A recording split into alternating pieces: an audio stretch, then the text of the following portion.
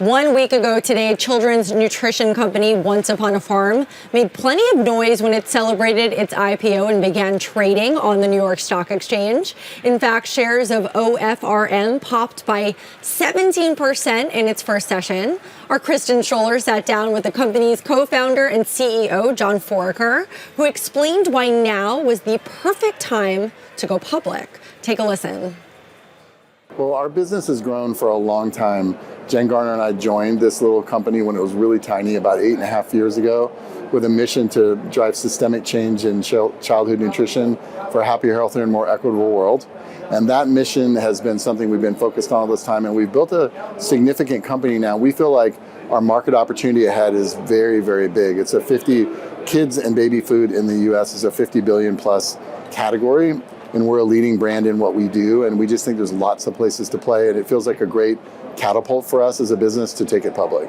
Let's talk more about the founding story behind Once Upon a Farm. You mentioned your co-founder, actress Jennifer Gardner. Right. How did this come about? Well, I had been an investor in this tiny company, Once Upon a Farm, right after it started, and helping Ari and Cassandra, the two original founders.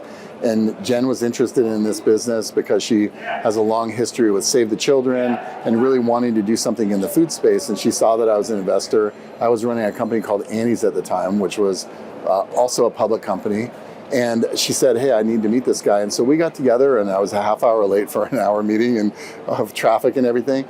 But we bonded on mission and like, how do we drive better food choices for all children?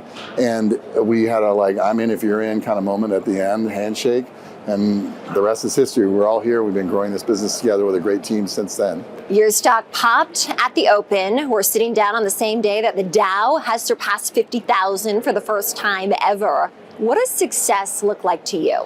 Well, first of all, that's an amazing thing, 50,000 and our company going public. Success looks for us like just that we continue to build a much bigger business. We continue to build distribution. We make these products available broadly to all consumers who are interested in better, healthier food for their babies and kids.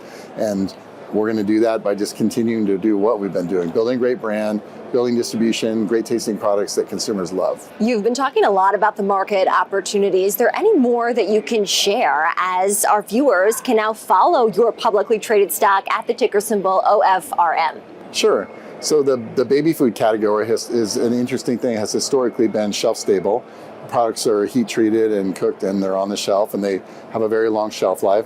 We're putting baby coolers in baby aisles, and the baby cooler allows us to have refrigeration so that our products that we make using just fresh, organic, incredible raw materials, fruits and vegetables, and we blend them up. We pressure process them at 40 degrees, and then they come out and they've got this amazing product. Tastes like you made it in your kitchen. 30 days later, it tastes like you made it in your blender. And that stuff is available now in grocery stores all over the country, and increasingly a lot more. That's just one fun thing we're doing, but we're building it out. We're building this brand out from babies to kids to be parents' ally.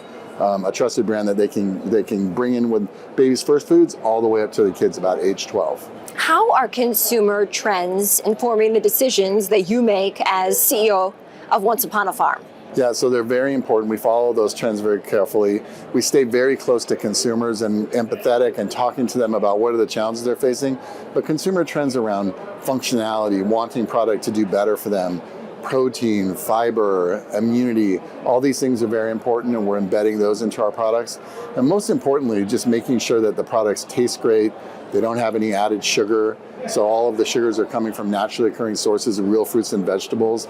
These things and simple ingredients are what consumers are telling us they want. And so we're just continuing to do that across lots of different categories. When it comes to innovation, what can we expect in the pipeline? I can't give you the exact things. I can tell you that we have a lot of innovation coming into our baby coolers, more assortment, great functionality and need states that we can serve. And then also we're building the brand out in kids snacking, like Lunchbox. Think of being a parent's ally in that big challenge of packing a lunch for your child in the morning, or having a really healthy afternoon snack when they come back from school. We're trying to meet those moments for our consumers.